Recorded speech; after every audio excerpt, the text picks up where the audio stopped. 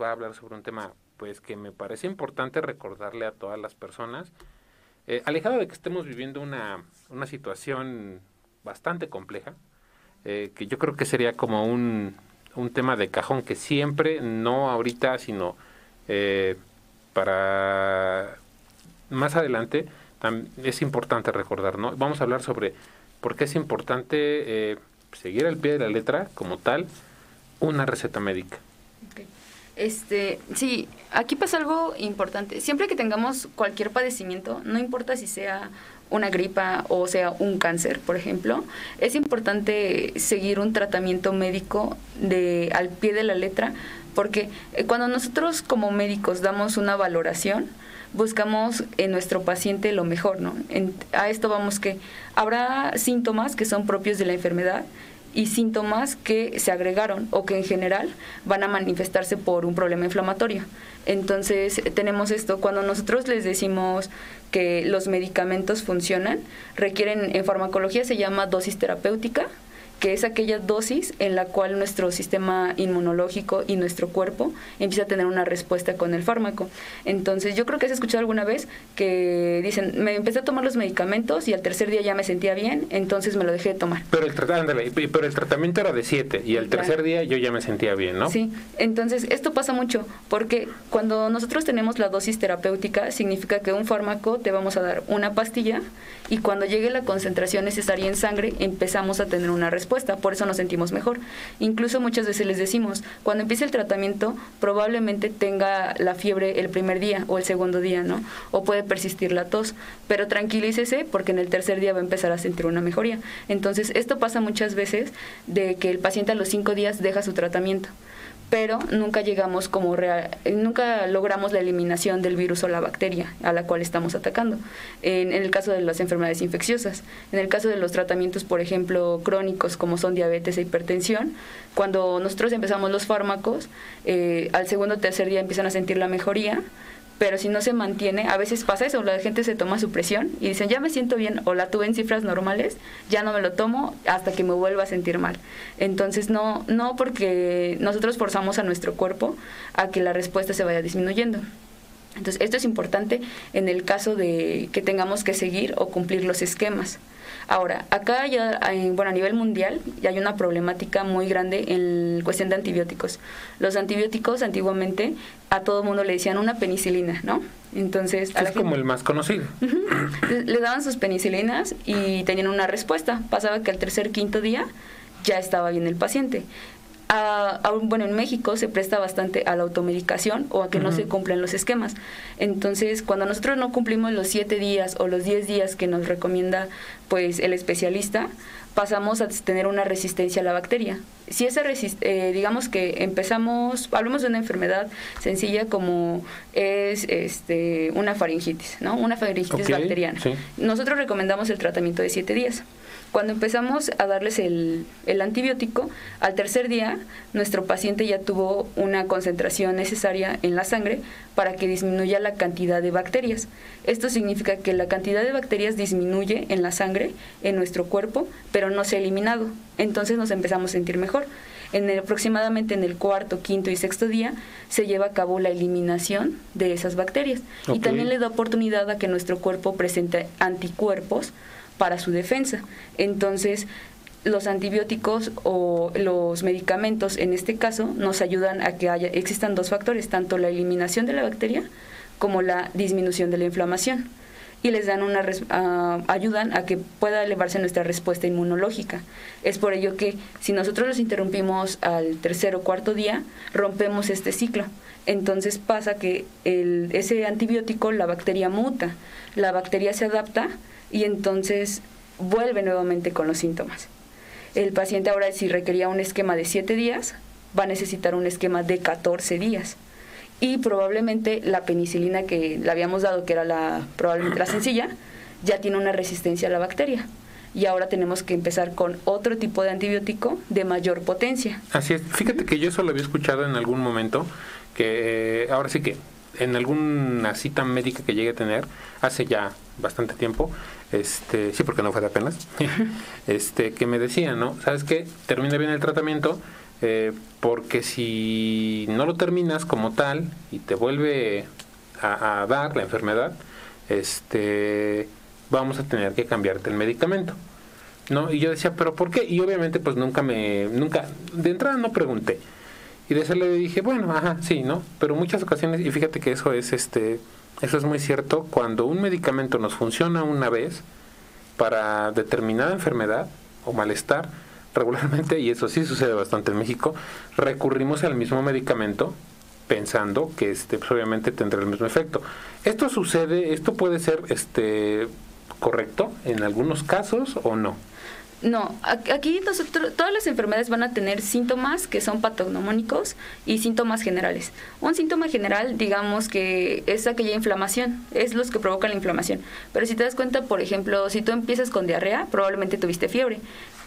Pero si también tuviste alguna enfermedad respiratoria, inicialmente tuviste fiebre. Si tuviste alguna infección en la piel, puede que tengas fiebre. Entonces, a eso nosotros llamamos síntomas generales. Y aquellos síntomas que son patognomónicos son específicos de la enfermedad. Entonces, eso nos ayuda a nosotros a descartar o a orientar nuestro diagnóstico de manera certera. Aquí pasa esto, obviamente el paracetamol, hablemos de él, ¿no? El paracetamol es un antipirético, es decir, que nos baja la fiebre. Entonces, independientemente de cualquier enfermedad que tengas que presenta fiebre, te va a servir. Y ese es a donde nosotros muchas veces, como pacientes, llegamos a cometer ese error, ¿no? Que decimos, bueno, funcionó la primera vez porque tenía fiebre, ahorita empiezo a tener fiebre, pues me lo tomo. Otra vez. Exacto. Entonces, de ahí, o porque mi vecina tuvo fiebre, yo me lo tomo, ¿no? Porque me lo recomendó, me pasó el tip, ¿no? Exacto. O me empecé a sentir como ella decía y por eso empiezo. Entonces ahí es donde nosotros nos empezamos a automedicar. La segunda es que enmascaran muchas veces los síntomas que sí son patognomónicos. Como tú ya empezaste un tratamiento, cuando acuden con nosotros, pues ya se ocultó ese síntoma, que para nosotros era importante, pero no ya empezaste con algún otro tipo de medicamento. Entonces no es bueno que en general nadie se automedique. Lo importante aquí es que si tú empiezas a hacer lo mismo en tu casa, nunca tienes 5 o 6 cajas de antibiótico. Te podrán quedar 2 o 3 pastillas. Sí, Entonces pasa lo mismo. Si tienes algún tipo de bacteria, lo único que haces es resistencia a ese tipo de antibiótico, o aparentemente presentas una mejoría un día, pero posterior a que se te acaban las pastillas, no se resuelve tu enfermedad y ahora vienen las complicaciones. Si nosotros, hay pacientes que son muy honestos y nos dicen, ¿sabe que me tomé esta pastilla, no? Muchos ni siquiera saben que se tomaron, o algo que me habían recomendado, ¿no? Hay gente que tiene la fortuna de que no tira la basura, y entonces nos pueden llevar de repente la basura y ya te das una idea de, tomó esto, obviamente no le funcionó, o ya no empiezo con ese tipo de esquema. Pero aquí la importancia es que, no se automediquen, y la segunda, que un medicamento no te va a servir para lo mismo, sea para la misma persona. Todas las personas, todas las enfermedades, algo importante que nos enseñaban mucho en la facultad era, tú trata no enfermedades, trata a enfermos, o sea, trata a pacientes, porque la misma enfermedad se puede manifestar de diferentes maneras en un paciente. Entonces, si tú te concentras en el paciente, le vas a dar la mejor atención a que tú seas como receta de cocina y veas una faringa, a todos les vamos a dar es una faringa, una pizca de sal y 2 cucharas exacto. Busquemos buscamos ver pacientes y no enfermedades, para que esto realmente les cause, ¿no? Sí, así es. Fíjate que algo que me gustaría preguntarte es, de unos años hacia atrás, para acá, lo que son los antibióticos empezaron a venderse ya como tal con receta médica, ¿no? Obligatoria. Antes no era así. No sé si tú nos podrías contar un poco sobre por qué empezó a darse esta modificación en la venta de los antibióticos. Sí, bueno, la regulación de los antibióticos es importante por lo que te comentaba de las resistencias. Okay. Normalmente cuando sale un antibiótico no tiene años de estudio, o bien nosotros llamamos algo importante, sensibilidad y especificidad. La sensibilidad y especificidad en los fármacos nos dicen qué tipo de fármaco nos va a ayudar en cierta población que sí tiene la enfermedad. En este caso sería la sensibilidad. Y la especificidad son los tipos de fármacos que pues no nos hay en las personas no enfermas. Entonces, por lo tanto, no van a tener un resultado con ese tipo de antibiótico. Entonces, en México no se tenía como tal esa regulación.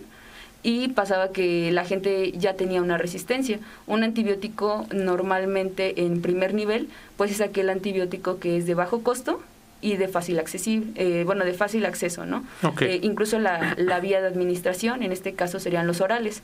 Nosotros, por ejemplo, cuando vamos a la farmacia te pueden vender antibióticos, pero siempre van a ser en pastilla. Difícilmente te van a poder vender uno que vaya inyectable, inyectado, ¿no? Entonces, con el tiempo, la regulación lo que busca es que precisamente podamos tratar a nuestra población con los antibióticos iniciales y no hacer resistencia. Porque también aquí pasa algo importante, que es el contagio. Cuando una persona ya tiene una bacteria que mutó dentro de su cuerpo, que hizo una resistencia a esos fármacos y convive en su familia con otra persona que no la tenía y por alguna cuestión se infecta, tampoco le va a servir a esa persona ese fármaco. No le vamos a dar el de, por así decirlo, baja potencia. ¿Por qué? Porque su familiar ya empezó con una resistencia. Entonces, esto lo que busca es que siempre se mantengan las bacterias en una baja resistencia. Okay. Y podamos tener acceso y costo de manera de mantener a un paciente. Ok, mira, ahora sí que retomando un poco lo de que es el tema de por qué seguir una receta al pie de la letra, muchas ocasiones, obviamente, cuando tú llegas a una consulta, ahora sí que desde mi punto de vista como paciente, y te recetan más de un medicamento, no sé, 3, 4, y en algunas ocasiones dices, bueno, es que este está muy caro, ¿no? Y a veces te tomas la libertad de preguntar en la farmacia, oiga, ¿y este para qué sirve? No, pues sirve para esto, ¿y no tiene otro más barato? Porque se llega a dar, y te dicen, sí, que no sé qué desventaja hay en, obviamente, reemplazar medicamentos que ya te recetaron por las opciones más económicas. Aquí principalmente cuando tú vas a una farmacia y te dan esa opción, es difícil que te vendan un antibiótico o alguno de otra familia o en general. Lo que sí hacen muchas veces es el tipo de presentación a los famosos genéricos de patente y similares, ¿no? Entonces, un fármaco de patente básicamente es aquella pastilla, aquel medicamento al cual se le realizaron pruebas y tiene menos efectos adversos. Okay. Por ejemplo, alguna pastilla que el naproxeno, te lo tomas y a mucha gente le duele, de repente es que empieza el dolor en estómago bastante, me arde, mucha incomodidad. Sin embargo, si tú compras el de patente, tiene una capa entérica, es decir, que tiene una capa protectora a la pastilla para que no se absorba ahí en el estómago, entonces nunca tienes ese malestar. Okay. Los fármacos de patente tienen mayor rango tanto de absorción y menor rango en efectos adversos. Okay. Ahora viene, si viene en la farmacia y te dicen, lo puedo cambiar por un genérico, significa que es la misma receta, tiene la misma capa y te va a seguir funcionando de la manera. Entonces, en ese caso no hay ningún problema si lo cambian de uno de patente por uno genérico. Okay. Pero si lo cambian por un similar, estos fármacos no tienen esas pruebas. Entonces, se simula la receta, pero jamás se le hicieron pruebas. Por lo tanto, tiene mayor riesgo a tener efectos adversos.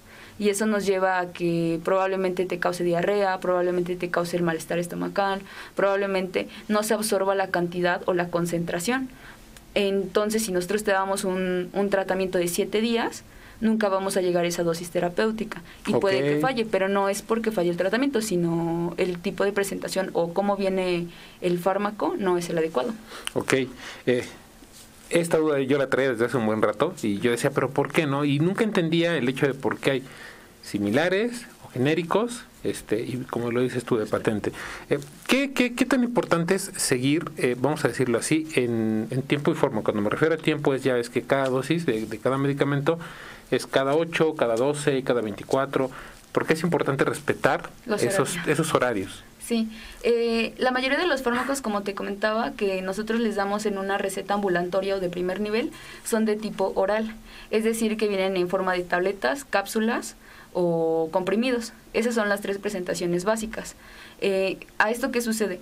Normalmente el fármaco lo que tiene que hacer es un viaje pues de tu boca al estómago, y la verdadera absorción de los fármacos en su mayoría se lleva a cabo en el intestino.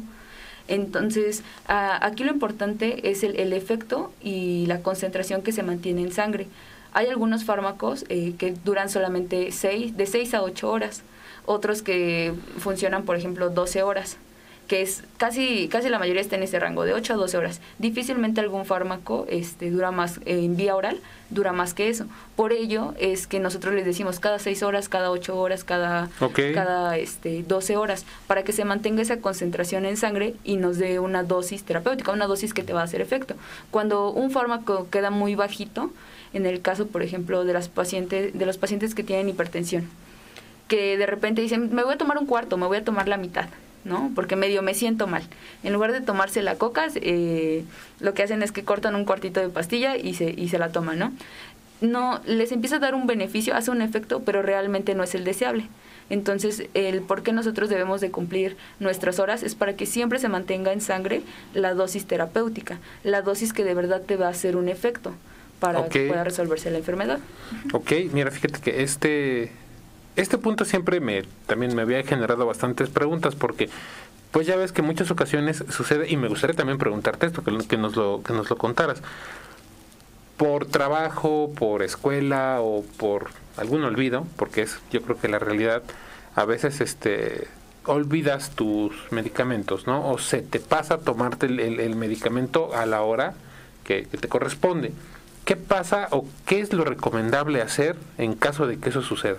Bueno, va a depender del medicamento. Uh-huh. Entonces, hay, por ejemplo, en el caso de los antibióticos, si a ti se te pasa 1 o 2 horas, no, realmente lo que puedes hacer es tomarte en ese momento tu primera pastilla y continuar tu horario normal. Uh-huh. No, aquí el punto es que nosotros no saltemos dosis o que recorramos dosis. Esto que es, por ejemplo, si te tocan 3 en el día y tú te tocaba cada 6 horas, pero en una la tuviste que tomar a las 4 horas, ¿no? Entonces es preferible que te tomes tu dosis antes o bien 2 horas después, pero que que ya no te la tomes ese día o que la aplaces la más. Respongas. Ajá. O que si era un tratamiento de 7 días, tú lo dividas a la mitad para que ahora sean 10. No, aquí el punto es que no te saltes dosis, que repongas esas dosis y en un día. También aquí hay que tener cuidado, por ejemplo, con muchos, en la mayoría de las consultas nosotros les decimos, los fármacos tienen algo que se les llama dosis tóxica o dosis letal. Entonces, hay fármacos a los cuales hasta cierto grado te pueden causar una intoxicación y una lesión. Entonces, la dosis letal y la dosis tóxica se miden en farmacología en 24 horas. Uh-huh. Es decir, que es la dosis máxima en un día. Cuando en la mayoría de estos fármacos nosotros les decimos desde el inicio, ¿sabe qué? Este tipo de fármaco causa un efecto adverso, ya no se lo tome.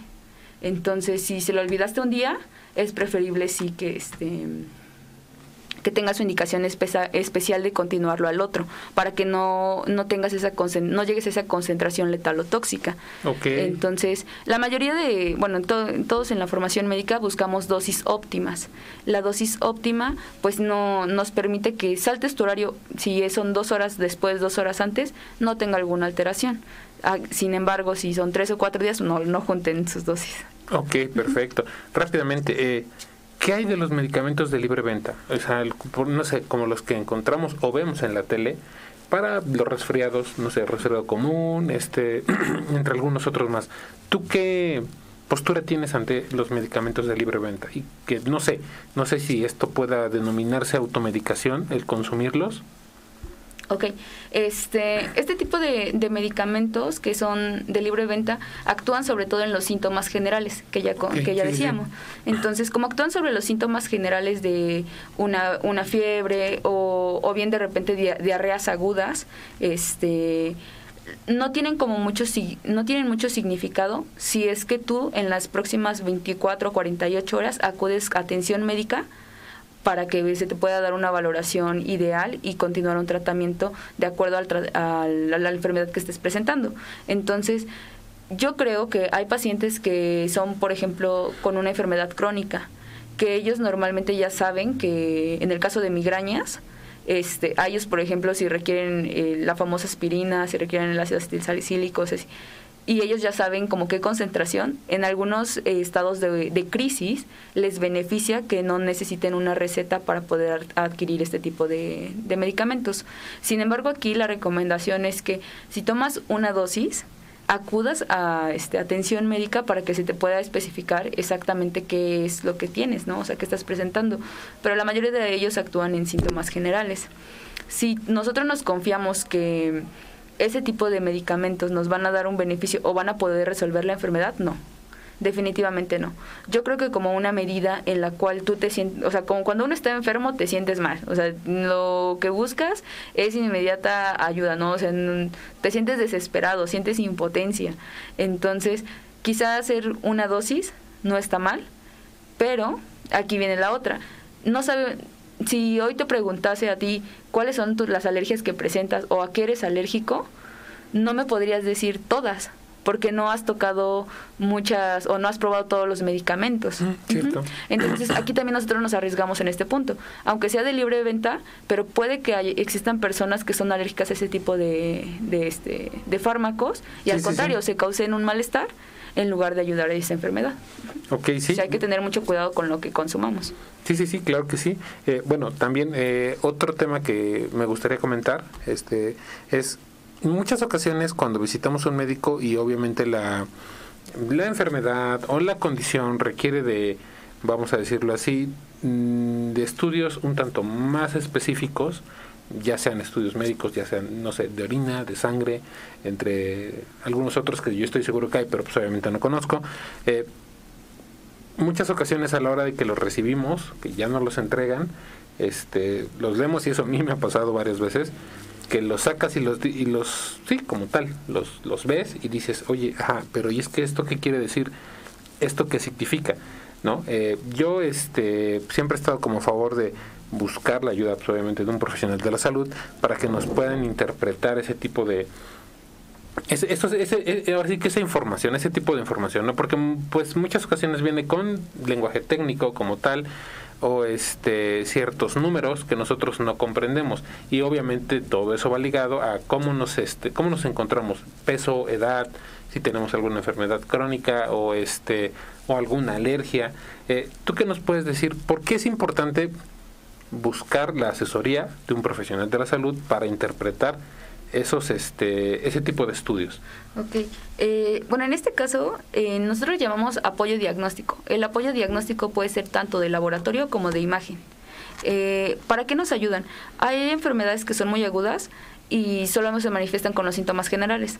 Entonces, buscamos síntomas específicos y por más que hagamos una inspección o una palpación, nos orientan. Necesitamos estudios que nos ayudan a confirmar la enfermedad para poder iniciar un tratamiento o bien para poder descartar alguna complicación. Okay. Es ahí como el motivo, la importancia de hacer los estudios de laboratorio, de gabinete.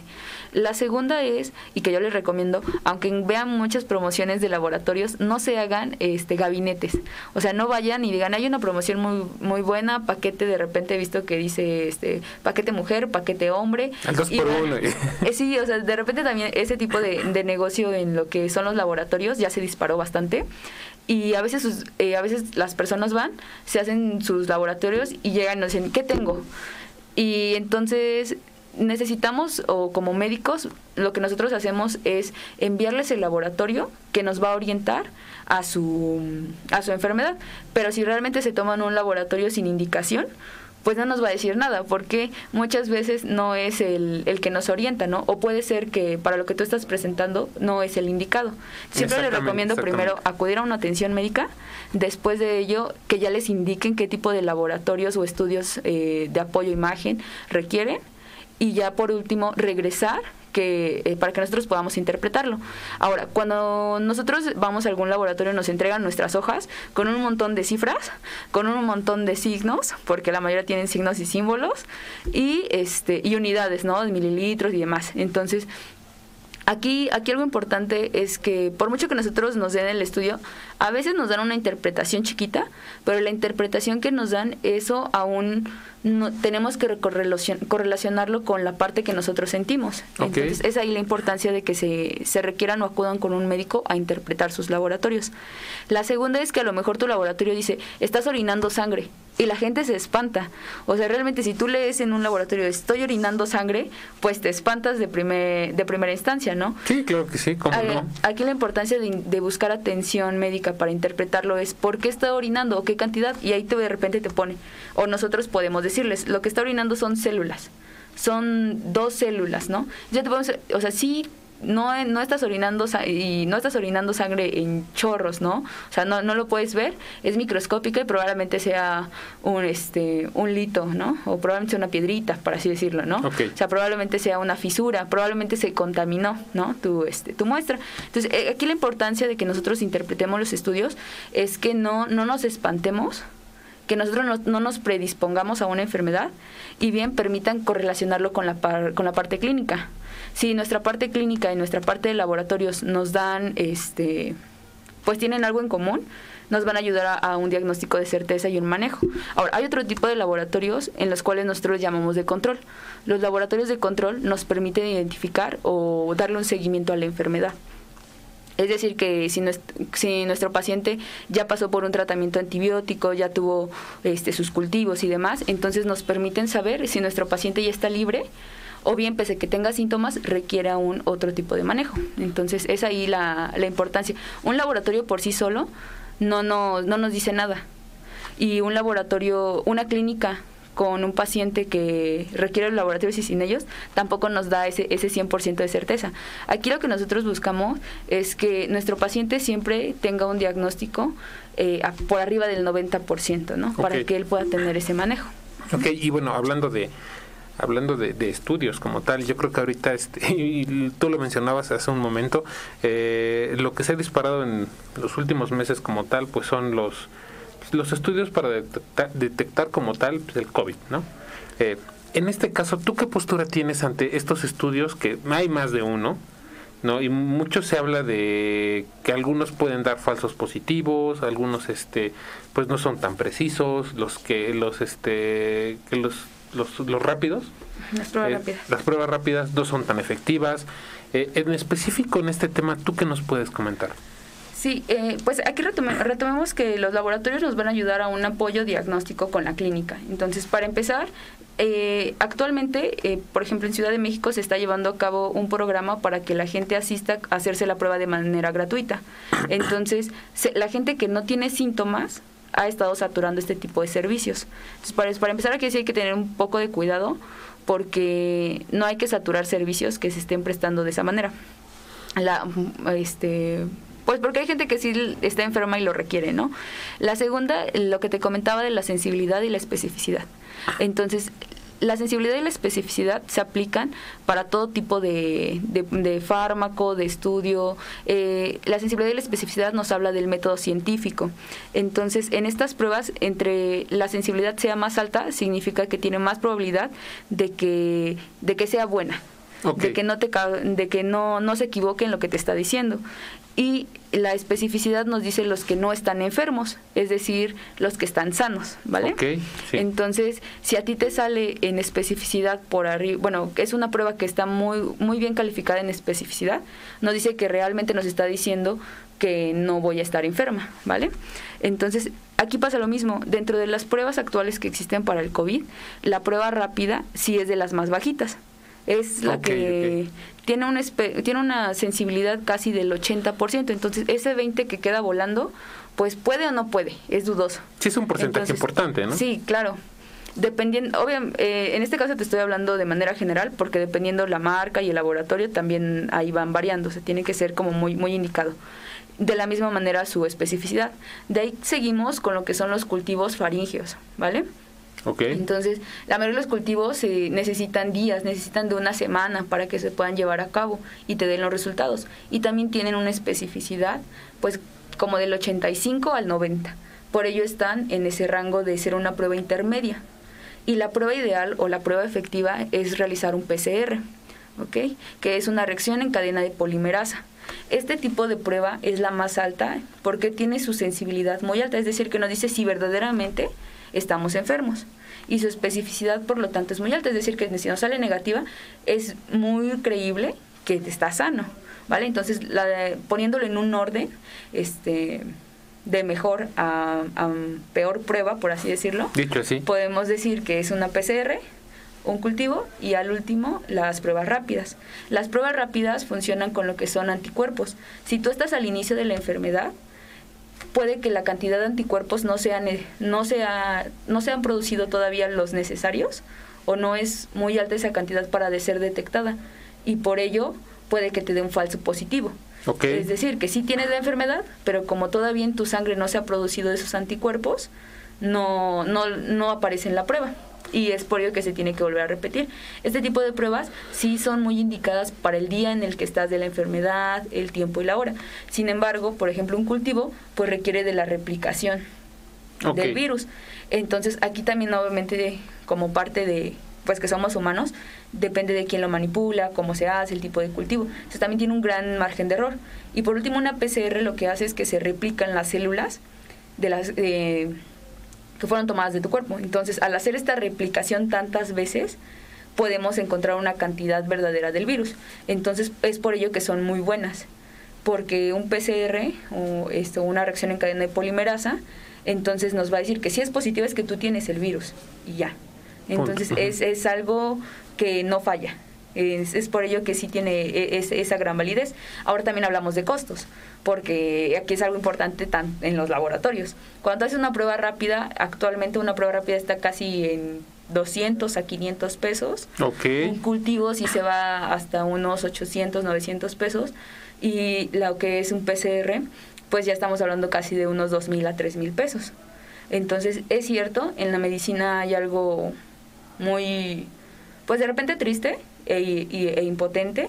Muchas pruebas que son muy buenas son muy caras, ¿no? Sí. Entonces no se pueden abrir como, o no hay esa manera de adquisición tan rápida. Sí. Una duda. En México, bueno, como ya lo hemos visto, nuestro territorio nacional es bastante amplio, con una variedad de climas también bastante amplia. ¿Influye de alguna manera el tema geográfico en una prueba como tal? En las pruebas no. Okay. En las pruebas no influye porque realmente lo que se toman, por ejemplo, en este caso de la rápida se toma sangre, que es el epitelio que se maneja. En el caso de la proteína, de la reacción en cadena de polimerasa se toman células de la faringe. Entonces realmente no influye. No influye.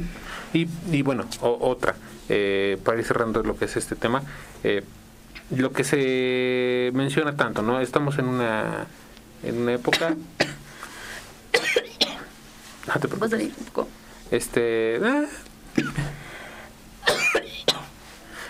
Ay. Ok. No, es que se me necesita. Sí, no te preocupes. Se me fue. Un momento. No sé. ¿Qué era? Estamos en el tema de las pruebas. Se me escapó. Perdón. No, hablas del clima. Bueno, perdón. Ahora sí que lo que es el tema del clima. Ya.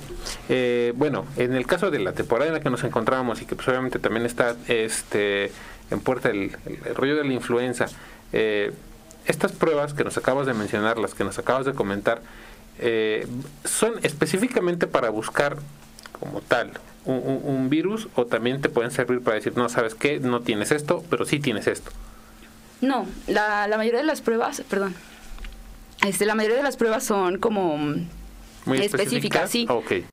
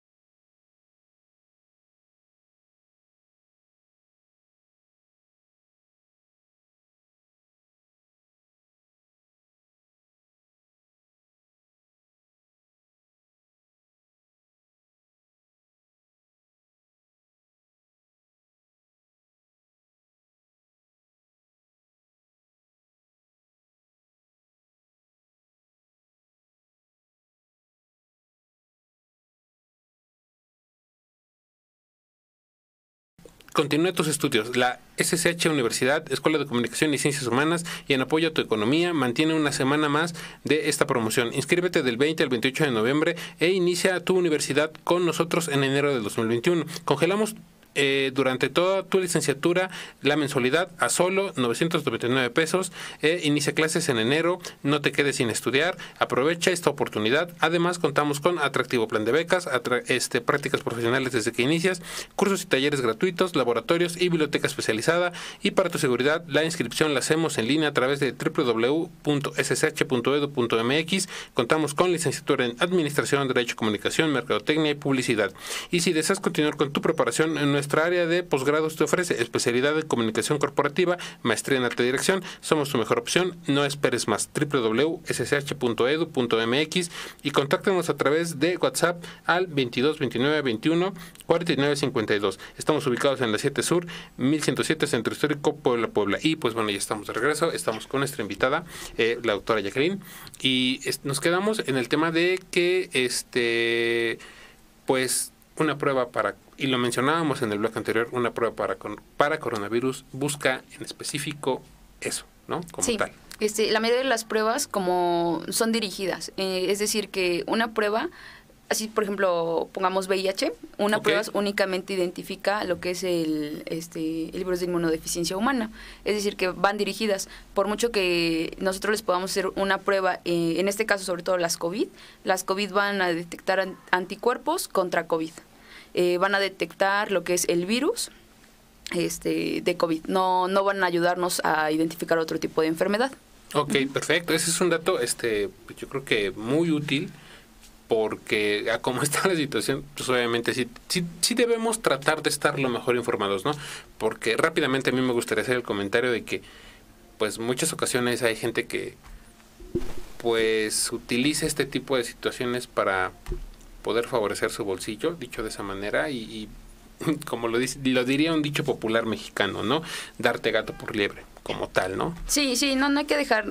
Yo creo que en general lucrar con la salud, pues se vuelve en este momento de pandemia, pues algo muy muy vulnerable, ¿no? O sea, las personas tampoco no debemos de jugar con ello, ¿no? Si nosotros sabemos que vemos alguna cuestión ahí rara o no confiable, o porque alguien nos dijo, o se presta unas estafas de que te van a vender pruebas COVID rápidas, o sea, no, siempre hay que buscar una atención con el especialista y de ahí que él nos dirija a qué pruebas son las indicadas. Así es. Y bueno, pasando rápidamente a dos puntos que vamos a tocar ya para finalizar, ya para ir cerrando ahora sí que este programa es, de entrada, comentábamos algo al principio y me parece que es eso es notable, ¿no? El hecho de entrada a la cuarentena, el tiempo que se ha tenido que estar pues, como tal guardados, y las medidas como lo es el uso del cubrebocas, como lo es el constante uso de gel antibacterial, la sana distancia, el ver bastantes lugares que acostumbramos visitar de manera regular, cafeterías, restaurantes, los parques como tal, la escuela es otro lugar que se me hace importante mencionar, ha generado determinado situaciones de estrés, ¿no? Gente que empieza a sentirse mal o a, no sé, a sentir síntomas que obviamente son causados más que otra cosa por el hecho de la tensión que está viviendo. ¿Tú qué nos puedes decir desde tu punto de vista médico? ¿Qué te ha tocado ver? Sí, uno de los pilares pues es la salud que tenemos, la salud mental, ¿no? Nosotros creo que teníamos un ritmo de vida muy acelerado, o sea, todos normalmente vivimos en un ritmo de vida acelerado y de repente que nos pongan una pausa, pues sí nos ha impactado, ¿no? En la vida de todos, el quedarte en casa, muchas veces o debido a las necesidades económicas, sociales, pues pasabas realmente a tu casa a dormir, ¿no? No estabas haciendo algún otro tipo de actividad. Y actualmente pues mucha gente está trabajando desde casa. Entonces esto les genera un estrés y una ansiedad que básicamente sí necesitan un manejo. Ahora, ¿qué me ha tocado ver? Me ha tocado ver sobre todo ansiedad. O sea, personas que normalmente tenían un horario de 8 de la mañana a 8 de la tarde y que ahorita están en casa y que pues ni al parque, ¿no? Porque hubo un tiempo donde los parques estuvieron realmente cerrados, ¿no? Entonces no podías ir a caminar al parque. este tipo de personas, sí me ha tocado con llamadas de, oye, empecé con una tos, de seguro es COVID, y pues no, o sea, a veces el que estés tú solamente en casa o ni siquiera has tenido factores ni riesgos o no tienes algún otro síntoma, pero por estar tanto tiempo solo o por estar tanto tiempo, pues ya ha habido también noticias, ¿no? O sea, realmente tenemos ya tanta información. Exactamente, el factor de la información, lo que escuchamos, lo que vemos, yo creo que eso puede ayudar bastante a que, sí, como tal, nos influenciemos y digamos, no, es que, ¿sabes qué? Yo también de repente, creo que tengo fiebre, creo que ya me duele la garganta, creo que, no sé, entre la variedad de síntomas que tiene esta enfermedad, pero pues obviamente yo creo que la mejor herramienta es la prevención, ¿no? El saber con qué medidas de prevención, pues sí, accesar a determinados lugares que obviamente son necesarios, como lo comentábamos, tras bambalinas antes de entrar al aire, en el caso de aquí de la zona centro, tiendas departamentales, en el caso de las que ya estén abiertas, o los supermercados, obviamente para comprar nuestros alimentos, las farmacias, los bancos se me hacen de los lugares que sí fueron pues cuestiones bien interesantes. A mí me tocó estar en algunos en las colas que eran grandísimas, ¿no? Entonces, pues yo creo que es importante pues tomar en cuenta todas las medidas de prevención que constantemente nos están sugiriendo en los medios de comunicación. Sí, yo creo que algo importante es la prevención, como tú nos dices bien, y la segunda también es cómo ocupábamos nuestro tiempo. Pocas personas decimos, bueno, ahora ya no vamos al parque o ya no podemos ir con nuestros amigos, pero ahora cómo estamos ocupando nuestro tiempo. Entonces, tener actividades extras siempre nos va a ayudar. O sea, agarrar un buen libro a la gente que le gusta leer, de repente dices, bueno, con mis amigos a lo mejor iba y me comía una hamburguesa o iba y me sentaba a comer papas o íbamos a correr. O sea, buscar qué hacer en esos horarios, tener ya un plan destinado. Ponernos metas, ¿no? Decir, ¿sabes qué? Voy a tomar este libro y voy a avanzar 100 páginas esta semana para que nosotros precisamente no estemos generando estas situaciones de estrés o ansiedad. Ahora, pues va a haber lugares a los cuales tenemos que acudir, ¿no? O sea, el banco es algo importante. Las quincenas creo que sí, yo he visto todavía grandes filas, o sea, grandes filas en lo que es quincena, pero siempre con nuestras medidas, el uso de cubrebocas y pues tener a la mano nuestro gel antibacterial o lavado de manos, que pues es lo ideal. Sí, así es. Y bueno, yo creo que también es importante recordar esto, conservar la calma ante la información que circula, ¿no? Sí, obviamente es importante estar informados, pero quizá no bombardearnos tanto de esto, ¿no? Porque, pues sí, yo creo que a más de uno le ha pasado que de repente estás viendo una nota y como está la situación y como lo he mencionado en más de un espacio, yo creo que esto es algo para lo que no estábamos preparados, porque es completamente nuevo, ¿no? Como tal, yo creo que nadie se esperaba vivir esto, de manera personal yo no sé tú. No, pues realmente el otro día comentaba con unos compañeros que también son médicos y decíamos, no, pues cuando salió de China, nosotros dijimos, bueno, ellos tienen tecnología, ¿no? Tienen avance. Llegó a Europa y todavía pensábamos, dijimos, si en Europa lo detienen, ya nos salvamos, ¿no? Cuando vimos que sobrepasó Europa, dijimos, o sea, esto ya se volvió pandemia, ¿no? O sea, nosotros platicábamos sobre esta situación, pues no, nadie estaba preparado a eso, ¿no? Nadie. Sin embargo, pues sí, hemos aprendido a vivir, ¿no? Estamos aprendiendo muchas cosas incluso de nosotros. O sea, estamos aprendiendo hábitos que realmente sonará chistoso, pero mucha gente no sabía lavarse las manos. Entonces, estamos aprendiendo cosas que realmente no solamente van a ayudar en un futuro a la enfermedad de COVID, ¿no? O sea, van a ayudar y ha disminuido realmente la incidencia en la cual se están presentando enfermedades contagiosas, ha disminuido bastante, ¿no? Sí, fíjate que es como otra cara de la moneda que no estamos viendo, ¿no? La otra cara de la moneda que no estamos viendo. Bueno, antes de que nos despidamos, me gustaría que nos comentaras muy en específico el caso de los cubrebocas, ¿no? Fíjate que yo en algún momento llegué a abordar un tema que por ahí recibí un comentario que no fue como el más buena onda, dicho de esa manera, ¿no? Okay. Pero se me hace que es algo muy real, ¿no? O sea, hoy en día estamos viendo que a cómo se están moviendo la situación y las cosas, obviamente el mercado, el comercio como tal, se va adaptando a lo que estamos pasando. Si está lloviendo, venden sombrillas. Si hace calor, venden agua. Si se está acabando el mundo, venden cubrebocas, ¿está cierto? Pero es algo real, ¿no? Obviamente me gustaría que nos comentaras un poco, desde tu punto de vista médico, el tema del cubrebocas. El tema del cubrebocas a mí me ha generado bastantes preguntas, porque de ver desde estos que tenemos por aquí, los famosos KN95, hasta... Exactamente, ahora sí que otra versión de este tipo de cubrebocas, hasta los que han hecho con figuras de luchadores, de personajes de superhéroes, no sé, estampados con diferentes cosas. ¿Tú qué postura tienes respecto a lo que es el tema del cubrebocas con toda esta variedad de presentaciones? De presentaciones, exactamente. Algo importante sobre el cubrebocas es que nosotros lo hablamos como es una medida de protección, por lo tanto es barrera, ¿vale? Entonces, al decir que es una barrera que vamos a tener de nuestro medio interno hacia el exterior, pues tiene que cubrir. Entonces, es importante el material, evidentemente, ¿vale? Okay. Los cubrebocas que son de tela o que son de neopreno realmente no protegen. El poro de la tela, muchas veces, o sea, tú agarras tu playera y pues no protege, se moja. Si tú le pones agua, ya te mojas de la piel.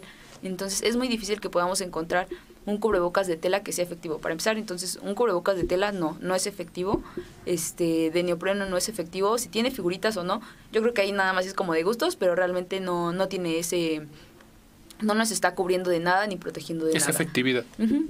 Entonces, esos pues no hay que usarlos. Lo segundo es que usamos, por ejemplo, estas que son las mascarillas quirúrgicas o mascarillas clínicas, las azulitas. Hay azul, hay negras, hay rosas. Ahorita últimamente he visto que hay muchas negras, que la gente se siente más cómoda con ellas, quizá por el color. Acá algo importante es la vida media. Lo mismo, estos después duran entre 4 a 6 horas. Después de 4 a 6 horas de uso continuo, hay que desecharlas. O sea, hay que desecharlas porque nosotros estamos teniendo una respiración, entonces estamos humedeciendo las capas de ese cubrebocas. Estos, por ejemplo, son tricapa, es decir, que esas 3 capas se van humedeciendo con el medio y después de eso ya no funcionan, ya no sirve. Entonces, estos tipos de cubrebocas después hay que tirarlos. Sin embargo, para el virus se ha detectado que tiene por arriba del 90, o sea, son muy efectivas para prevenirnos del contagio de coronavirus, pero su vida no es mucha. Entonces, es por eso que no se recomienda. Ahora, como la que tú nos mostrabas, la blanca, KN95 es muy bueno, también tiene la parte esta de tricapa, y aquí lo que cambia es su vida media. Su vida media va desde 12 a 24 horas. Okay. Entonces, esto digamos que pues para tu rutina diaria o un día común de trabajo, casa y demás, pues nos ayuda, ¿no? Es ahí donde podemos usarlo tanto para el uso común, el uso de trabajo, el uso escolar, ¿no? Que podemos usar este caso de mascarillas. Y hay otro tipo de mascarillas que son las N95. Okay. Las N95 son aquellas mascarillas que, aparte que tienen la bandita de metal, uh-huh, el tipo de filtro que tiene el papel filtro es muy efectivo. Normalmente lo usamos nosotros en el ámbito médico para los pacientes con tuberculosis. Es ahí donde sacan su efectividad. Entonces, la bacteria del tuberculosis lo que hace es que no penetra esa capa. Por eso ahorita ya, como es de los filtros más pequeñitos que existen, pues ya se comprobó que para coronavirus sí tiene una alta efectividad y su vida va desde 24 horas hasta 48 horas. Ok, perfecto. Y ahora pues en costos pues también hablamos de... Sí, varía también. Sí. Así es. Fíjate que para toda la gente que nos llegó a escuchar, me gustaría que nos comentaras algo que yo creo que es una realidad que muchas ocasiones estamos omitiendo, o bueno, ahora sí que en esto que estamos pasando estamos omitiendo. Fíjate que tú me comentabas algo que me resulta bastante interesante, que ya había escuchado, pero no había tenido la oportunidad de tener a alguien que supiera como tal para resolverme esa duda. El usar cubrebocas por un tiempo relativamente prolongado, ya sea que entres al súper o estés en tu espacio de trabajo o en el transporte público, que yo creo que es en donde gastamos un poco más el tiempo, porque los trayectos pueden llevar desde los 25 minutos hasta la hora, más o menos, ¿no? Por ejemplo, el tener un cubrebocas puesto durante un periodo relativamente largo ¿qué es lo que puede o qué efecto causa? Claro, mira, ahorita pues obviamente al ser una novedad el uso de cubrebocas, depende también el tipo de cubrebocas que se use. Ok. Se han empezado estudios, porque sí hay gente que está estudiando ya esto, en qué tiempo se están utilizando, sobre todo la gente que está en hospitales. No, o sea, ¿qué pasa si en mi turno de 8 horas tengo el cubrebocas? Pues he detectado que para empezar la zona en la cual nosotros tenemos el cubrebocas tiene mayor aumento de temperatura y humedad. Ok.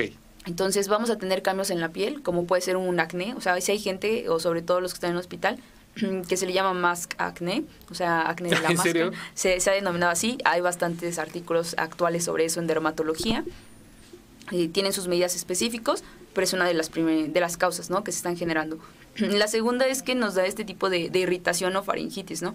Yo te comentaba hace rato que nosotros respiramos un aire más calientito, y esto muchas veces entre un medio de un lugar cerrado a uno abierto nos puede ocasionar esa irritación, que es una irritación normal, más no es coronavirus, ¿no? Entonces no se espanten, no es algo más allá, que creo que es de las más importantes. Sí, así es. O sea, bueno, rápidamente solamente hacer el comentario de que pues esta situación que estamos viviendo, porque aún no tiene fecha no tiene fecha para finalizar. Yo creo que está modificando mucho de lo que estábamos acostumbrados a vivir, ¿no? Desde el uso como tal de un cubrebocas, la sana distancia, ya lo había mencionado, las diferentes medidas de prevención que se están implementando en los diferentes lugares en los cuales convivimos cotidianamente, ya sea desde un centro de trabajo, escuelas, obviamente ese tema se va a ir viendo claramente conforme el tiempo vaya avanzando, entre algunos otros lugares en los que convivimos.